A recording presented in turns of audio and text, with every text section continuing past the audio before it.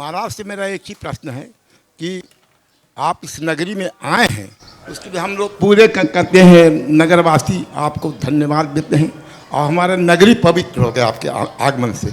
इस नगरी में एक सेठ जी थे, उनका नाम से सेठ झूमल जैन थे। उन्होंने 5 मिनट तक महावीर स्वामी के नाम ले करके उनका अद्भुत नगरी, अद्भुत जैन समाज के लोग हैं यहाँ 2 मुनि महाराज बने इस नगरी से। मेरा ये प्रश्न है कि महाराज जैन मुनि महाराज जो होते हैं, उनके परिवार के लोगों को जाने से महाराज के पास बार बार उनका स्थान भंग होता है और कोई देता है, उनके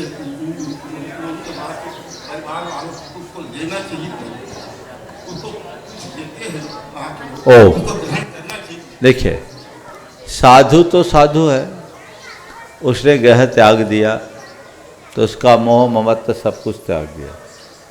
निश्चित रूप से वे परिवार बड़े भाग्यशाली और गौरवशाली हैं जिनकी संतान मोक्ष मार्ग और आत्म कल्याण के पथ पर चली है, जिसने साधु जीवन को अंगीकार किया है। एक के साधु बनने से पूरे कुनबे का उद्धार होता है। जहाँ तक सवाल है, ऐसे परिवारों का साधु के पास बार बार जाने से साधु के ध्यान का भंग होना। यदि साधु उस परिवार को अपना मानता है और साधु का ध्यान भंग होता है, तब तो साधु को भी सोचना चाहिए, परिवार को भी सोचना चाहिए।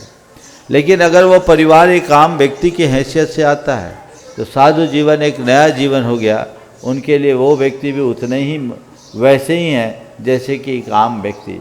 वे उस व्यक्ति का भी उतना ही कल्याण चाहते हैं जितना एक आम व्यक्ति का कल्याण है। तो यदि वो उस भूमिका के साथ जीते हैं तो कोई बाधा नहीं। सारा खेल अंतरंग के परिणामों का है। अगर हमारा मोह ममत्व जग रहा है तो हम निश्चित रूप से भटक रहे हैं, और यदि हम मोह ममत्व से मुक्त हैं, सहज भाव से आ रहा है, तो आना जाना रोकना कतई उचित नहीं है, लेकिन मन में उसका जुड़ाव नहीं होना चाहिए। दूसरी बात, अगर परिवार को कुछ लोग देते हैं तो उन्हें लेना चाहिए कि नहीं लेना चाहिए। परिवार को क्या देंगे लोग? बहुमान दे, बहुमान तो करना ही चाहिए। जिसने इतना गौरव पाया एक सुसंतान को जन्म देकर, जिससे समाज का गौरव बढ़ा है, तो समाज उसका बहुमान करती है। लेकिन रुपये पैसे का लेन देन थोड़ी होता है, कोई भेंट वेट ऐसी थोड़ी होती है। वो तो सामाजिक एक परंपरा, आप अपने रिश्ते नातेदारों का जैसा बहुमान करते हैं, ऐसा ही बहुमान साधु संतों के परिवारजनों का भी होता है।